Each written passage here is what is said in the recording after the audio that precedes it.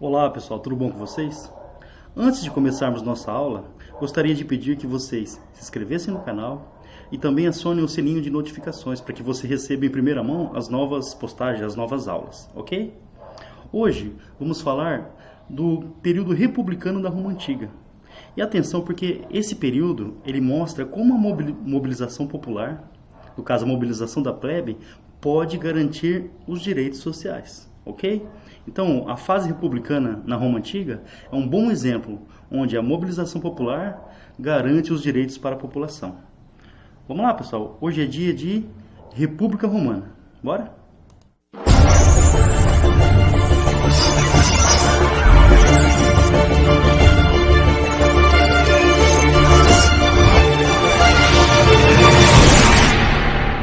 Olha essa imagem que eu separei para vocês, pessoal. Esse seria o plenário do Senado romano, né? Que durante a República vai ser o grande símbolo, né?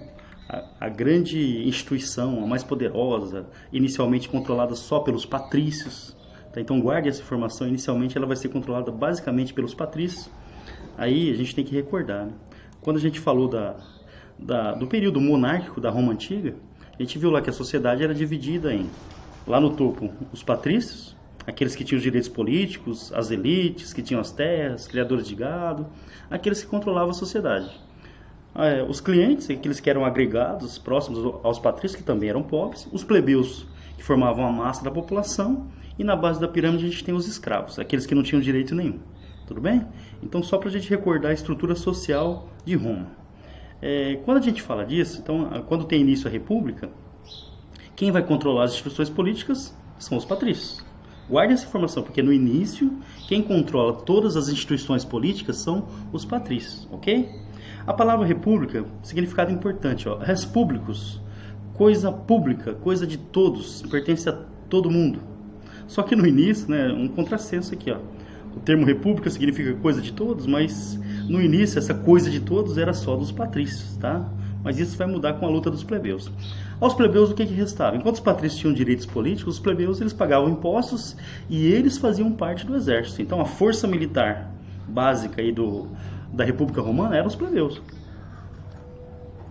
O grosso da população, quem pagava impostos e quem lutava no exército eram os plebeus. Ou seja, eles têm importância social? Com toda certeza.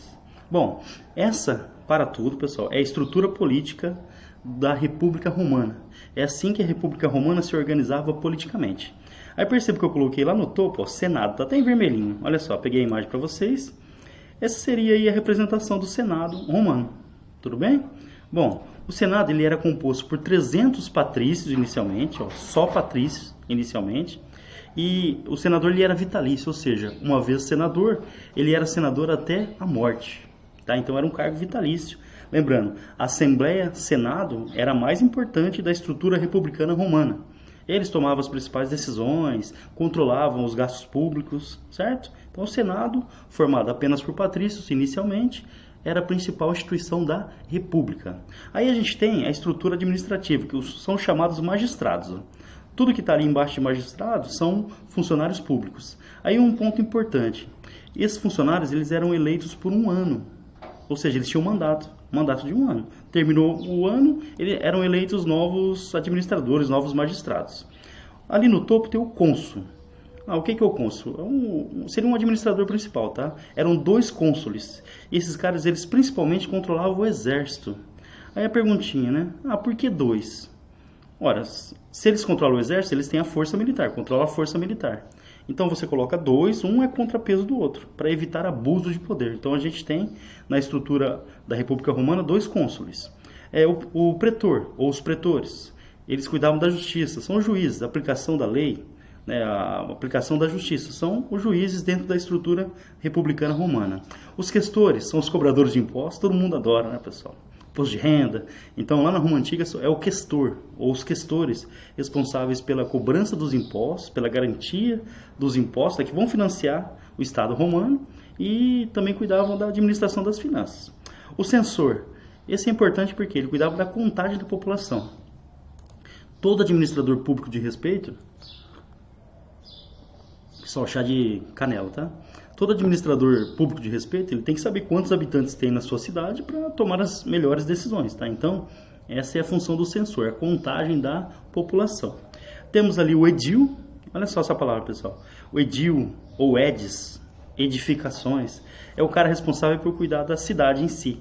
Né? Por exemplo, tinha uma obra, ele que fiscalizava, o comércio, ele que fiscalizava, o policiamento, né? A segurança da cidade, responsabilidade do edil. É tipo um prefeito, tá? E ele organizava em geral a cidade. E por último, essa figura aqui, ó. Se está tudo bem em Roma, essa é a estrutura. Então você tem o cônsul, o pretor, o questor, o edil, o censor. Essa é a estrutura administrativa. Mas suponhamos, que houve uma guerra, uma revolta. Aí o que o Senado faz? O Senado ele escolhe um ditador. Ditador. O ditador ele tinha um mandato de 6 meses, certo? Aí durante 6 meses ele governava com poderes totais. Ou seja, cancelava as assembleias. Ele, o ditador, ele tinha poderes totais. Por que ele tinha poderes totais? Para conseguir resolver a crise, acabar com a revolta ou vencer a guerra. Tá, pessoal? Por que eles não davam um mandato maior? Em Roma havia um grande medo da volta da monarquia, o tempo da monarquia, dos reis que queriam centralizar o poder. Então, para evitar isso, o ditador era indicado, escolhido apenas em tempos de crise para resolver a crise. E o mandato dele durava 6 meses. Pessoal, essa parte é muito importante, tá? Então a gente tem aqui, ó, toda a estrutura administrativa da República Romana. O Senado como órgão principal, aí tem os magistrados, que são os funcionários públicos administradores. Cônsules em número de 2 controlam o exército, os pretores cuidam da justiça, os questores da cobrança de impostos, os censores da contagem da população, o edil, tipo um prefeito da administração da cidade, das construções, edil, edificações, será que é por isso? E temos também a figura do ditador, escolhido por 6 meses em tempos de crise, em tempos de guerra, em tempos de revoltas. A gente vai perceber que vai precisar bastante do ditador nesse período, ok? Aí vem as assembleias, ó, atenção agora. 3 assembleias nesse período. A primeira delas, para quem já assistiu a aula anterior, é a Assembleia Curial. Ela já era da monarquia. Então, durante a República, essa Assembleia ela vai perdendo importância e vai desaparecer. Ela era formada só por patrícios, tá? E durante a República ela desaparece, perde importância. Então a gente vai ter 2 assembleias principais, a centurial e a tribal. E a principal delas é a Assembleia Centurial. Como que funcionava a Assembleia Centurial? Centurial, 100. Então a gente tinha 193 centúrias, que são 100 soldados, né? Então fileira de 100 soldados. E essa Assembleia votava as leis propostas pelo Senado. Aceitava ou não as leis propostas pelo Senado. Ou elegia também os magistrados. Olha que importante essa Assembleia. Então, a Assembleia Centurial, formada por 193 centúrias, 100 soldados. Essa Assembleia reunida, ela aprovava ou não as leis criadas pelo Senado e escolhia também os principais magistrados. Aí um detalhe importante, ó. Existiam 98 centúrias patrícias e 95 centúrias plebeias. Ou seja, os patrícios sempre votavam juntos, tinham os mesmos interesses. Então, como cada centúria tinha direito a um voto, você sempre tinha mais votos patrícios do que votos plebeus. Ou seja, os plebeus eles estão participando, mas quem garante o controle político são os patrícios, certo? Então, a Assembleia Centurial, 100 fileiras de 100 soldados, 193 centúrias que aprovavam ou não as leis criadas pelo Senado e também escolhiam os magistrados. A outra assembleia importante também é a tribal, formada por 35 tribos. A maioria delas rurais, né? A vida era rural nesse período. Essa assembleia também aprovava leis e também escolhia alguns magistrados, entre eles o edil, ok? Então essa é a estrutura de assembleias dentro da República Romana. Lembrando, a principal assembleia, a Assembleia Centurial, formada pelo exército, os centuriões. Bom, os plebeus eles estão muito insatisfeitos com a situação. Por que eu estou insatisfeito? Eu estou participando um pouquinho da política, mas quem toma as decisões de verdade são os patrícios. Só que eu, plebeu, sou responsável pela produção, a maior parte da produção, e sou responsável por formar as fileiras do exército, ou seja, eu sou importante, não sou? Eu tenho uma importância muito grande dentro da estrutura romana. Então, diante dessa situação, os plebeus eles começam a se revoltar. tá? No ano, ó, tá em vermelho ali, pessoal. No ano de 494, os plebeus eles vão sair de Roma. Olha só, Roma estava ameaçada de invasão, ou seja, um período ali de conflitos. Os plebeus eles simplesmente resolvem abandonar Roma. Olha a imagem. E eles vão para uma região conhecida como Monte Sagrado.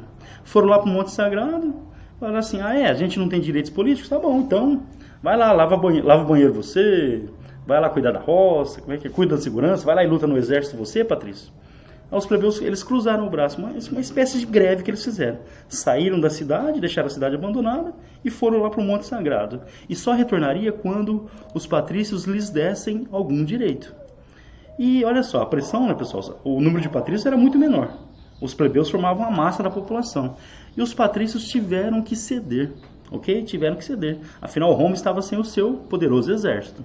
Aí vem agora, pessoal, para tudo, as conquistas que os plebeus conseguiram. Dá uma olhada. Um ano depois dessa primeira greve, a gente vai chamar, pessoal, ao vestibular, secessão plebeia. Vou repetir para vocês, ó. Essas paradas, essas saídas dos plebeus, são chamadas de secessão plebeia. Então os plebeus eles abandonam a cidade, certo? Então já um ano depois, já em 463, foi criado, o Senado criou um novo cargo dentro do Senado.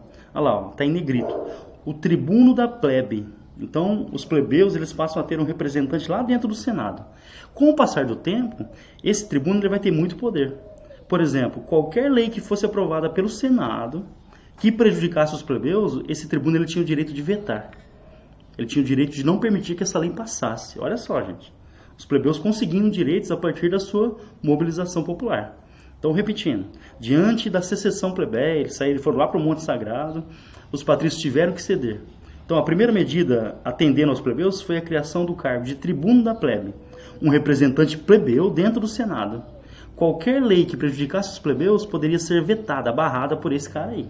Ok? Mas pensa que acabou? Não, vem um pacote completo aí.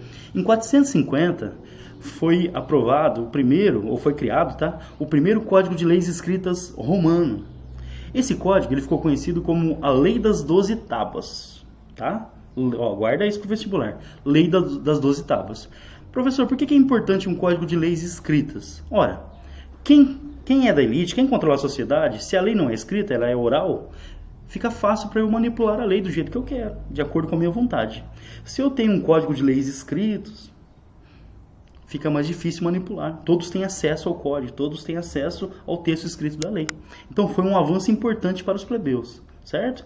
Então a gente já tem o tribuno da plebe e a lei das 12 tábuas, que vai garantir os direitos iguais para todos, tá? Pelo menos teoricamente. Ah, um detalhe importante, pessoal. Por que lei das 12 tábuas? Um minuto para pensar. Pensou?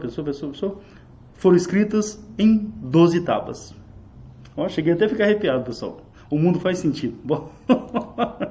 Bom, além disso, né, do tribuno da plebe, da lei das 12 tábuas, vem a lei canuleia. Olha só. Lembra que na estrutura social de Roma era proibido o casamento entre patrícios e plebeus? Patrícios. Era proibido o casamento entre patrícios e plebeus. Com a lei canuleia, de 445 a.C., foi permitido o casamento. Então, pessoal, olha só.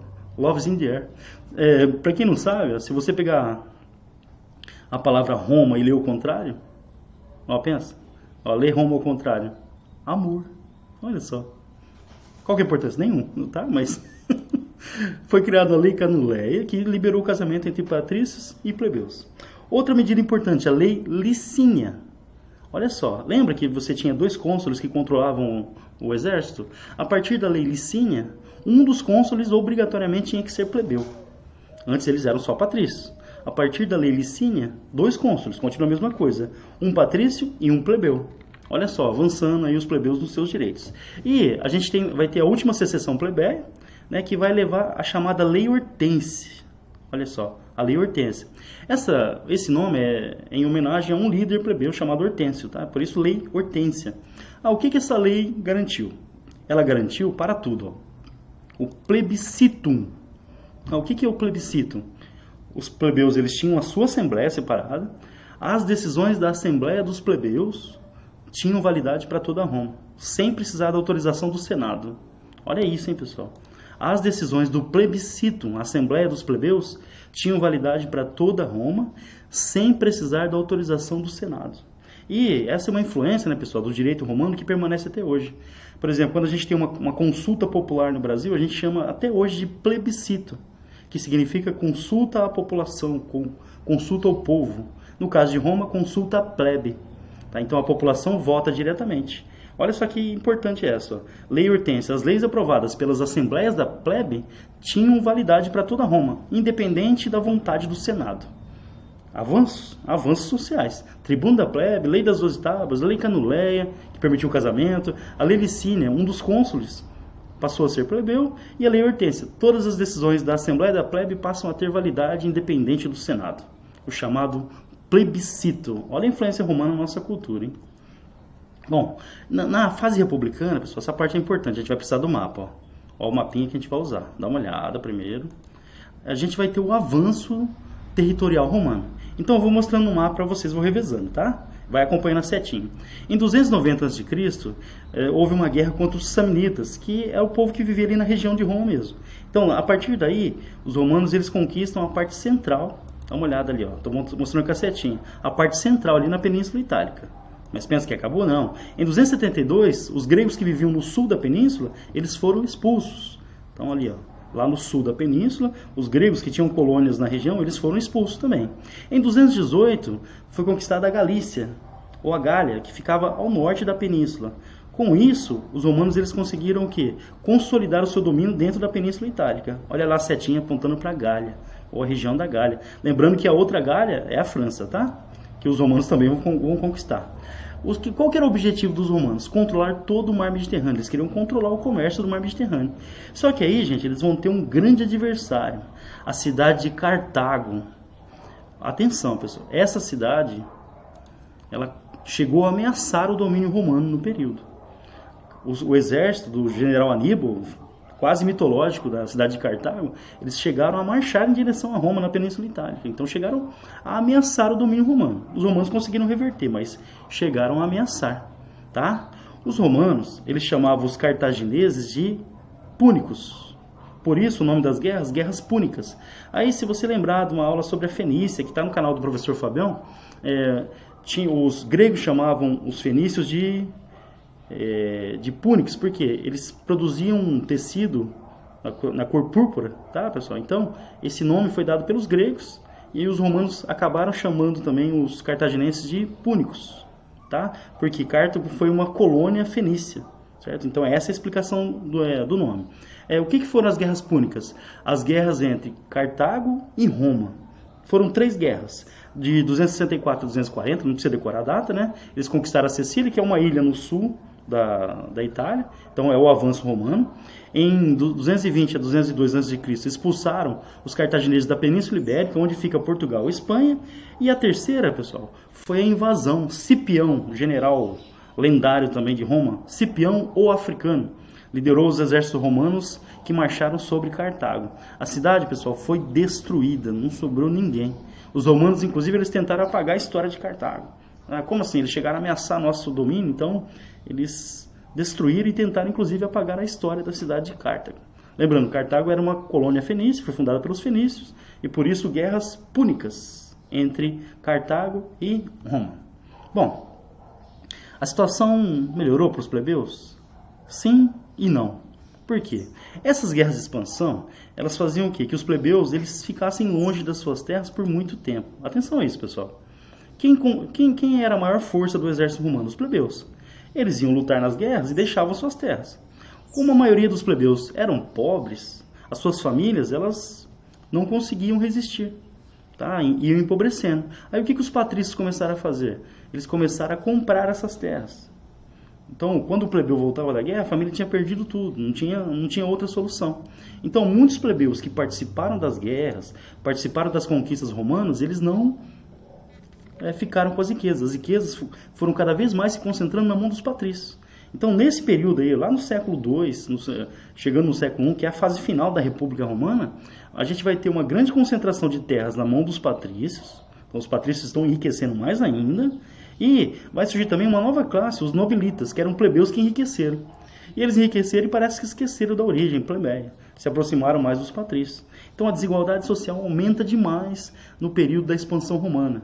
Repetindo, motivo: os plebeus iam lutar nas guerras, as famílias empobreciam, acabavam vendendo as terras para os patrícios, que cada vez mais concentravam terras, maiores terras nas suas mãos. Aumentou a desigualdade social. Aí a gente vai ter um fenômeno importante aqui. Como os plebeus eles perderam as terras no campo, qual que era a opção? Migrar para as cidades. A gente vai ter o fenômeno do êxodo rural, talvez pela primeira vez na história. A população saindo do campo e indo para a cidade, enchendo as cidades, principalmente Roma. Os centros urbanos romanos começaram a ficar lotados. Muita gente pobre, muita gente vivendo nas ruas. Ou seja, a estrutura administrativa romana parece que não estava preparada para um crescimento tão grande. Tá? Então a situação social era dramática.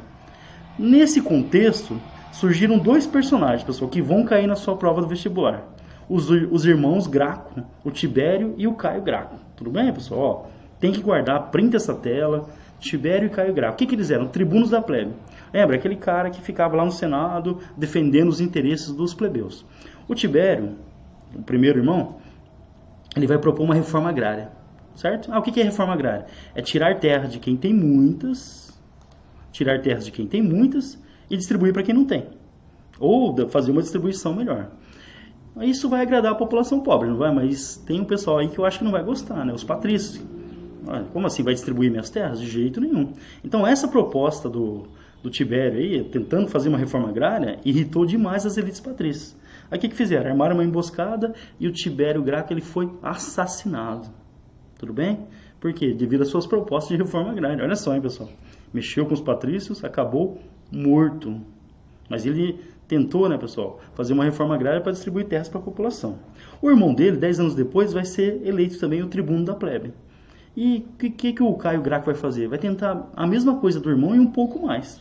Então o Caio Graco ele também vai tentar uma reforma agrária em Roma, para distribuir terras para quem não tem, mas ele também vai tentar estabelecer um preço mínimo para os grãos, né, para que os pobres tenham acesso à comida mais barata, vai criar obras públicas para empregar a população mais pobre também que estava desocupada. Ou seja, tudo isso, né, essas medidas, elas agradavam a população mais pobre, mas elas desagradavam as elites. Aí o Caio Graco, ele também foi assassinado. Alguns dizem que ele cometeu suicídio porque estava lá triste, depressivo, porque suas medidas não acabaram chegando a ser colocadas em prática, tá? Mas os dois irmãos, eles tentaram reformas que iam melhorar bastante a vida dos plebeus. Tem aqui a imagem deles, pessoal, olha só.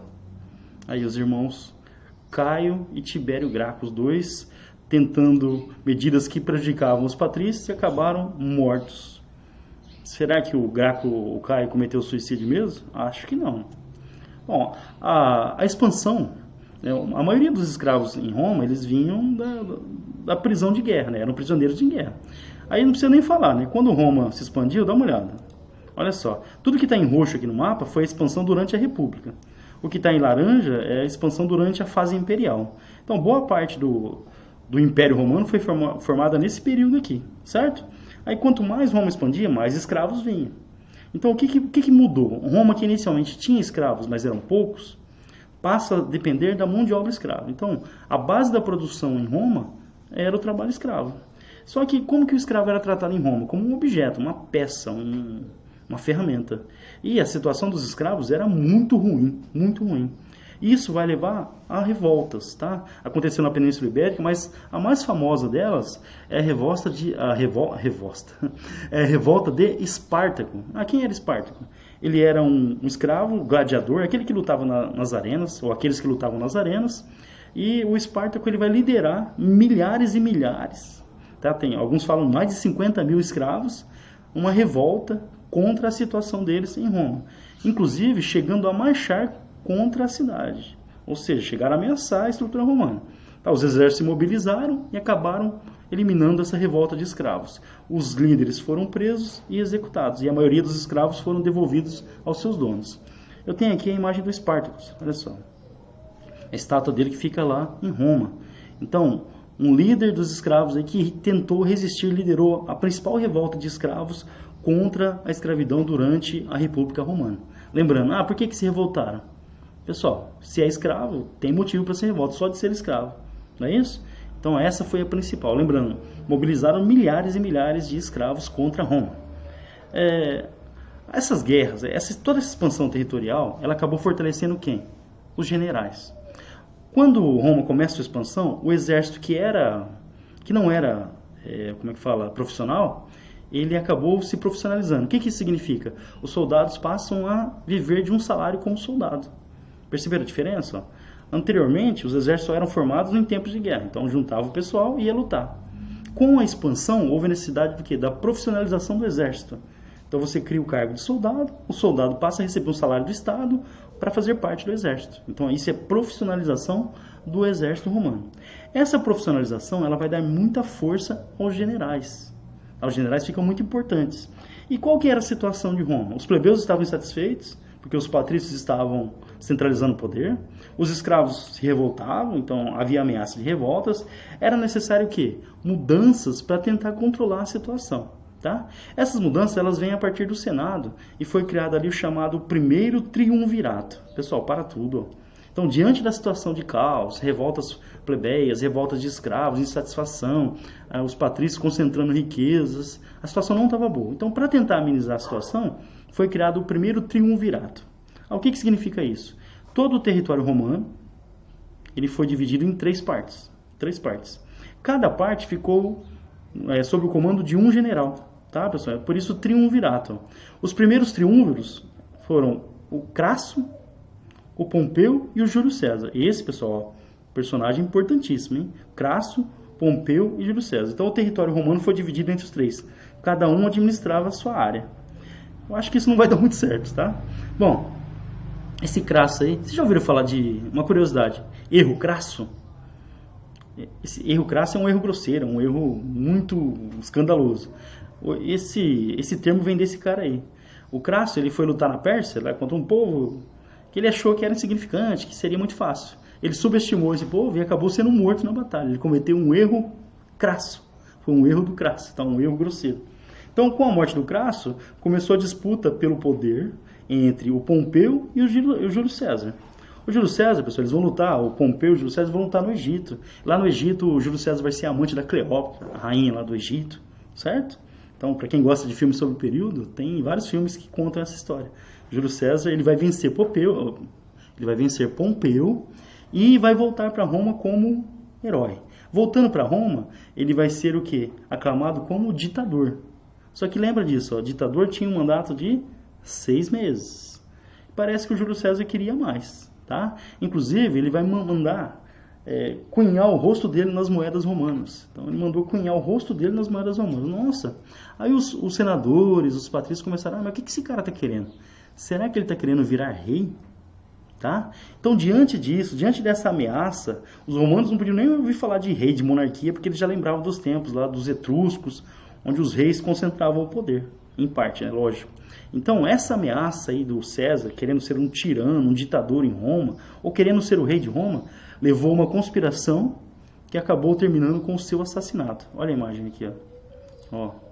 Estão vendo? Aqui eles estão lá no Senado, ele foi cercado, essa cena é famosa também, ele foi cercado pelos senadores e foi apunhalado por vários deles. Aí perceba esse personagem que está aqui atrás, isso motivou uma das frases mais famosas de toda a história, né? O César, ele tinha um filho adotivo chamado Brutus, tinha o sobrenome de Brutus, tá? E durante lá a execução do César, ele teria visto o Brutus, inclusive, apunhalando pelas costas, tá? Ele virou e disse assim: até tu, Brutus. De novo, hein, pessoal? César sendo executado lá no Senado, sendo apunhalado pelos senadores, e ele tinha um filho adotivo chamado Brutus, e até o Brutus estava apunhalando o pai adotivo. E César teria virado para ele e dito: até tu, Brutus. Uma das frases mais famosas da história. Bom, com a morte do César, foi criado o segundo triunvirato. É a mesma coisa. O território foi dividido, né, com 3 generais. Agora o Marco Antônio, Otávio e Lepidum. Eles começaram a disputar o poder como no primeiro triunvirato. Então não estava dando certo isso. Primeira coisa, o Otávio ele vai eliminar o Lepidum, ou seja, vai pegar a parte dele. Aí a disputa vai ficar entre o Marco Antônio e o Otávio. Os dois de novo, né, pessoal, eles vão brigar no Egito também. O Marco Antônio ele vai virar amante da Cleópatra, assim como o Júlio César no passado. Só que o Otávio ele vai conseguir vencer. Os exércitos de Otávio vão conseguir vencer os exércitos de Marco Antônio. Lembrando, né, pessoal, que isso é uma guerra civil. É uma guerra entre os próprios exércitos romanos. A gente chama de guerra civil. O próprio povo romano lutando entre si devido à disputa de poder entre os generais. Bom, o Marco Antônio foi derrotado. E como ele foi derrotado, ele estava ali com a Cleópatra, ele cometeu suicídio e ela também. Essa cena também é famosa. Então, a vitória de Otávio levou ao suicídio de Marco Antônio e também da rainha do Egito, a Cleópatra. Quando o Otávio, ele volta para Roma, no ano 27 a.C., ele vai receber vários títulos, ele vai ser aclamado, inclusive com o apoio do Senado. Então, ele vai ser aclamado como príncipe, primeiro cidadão.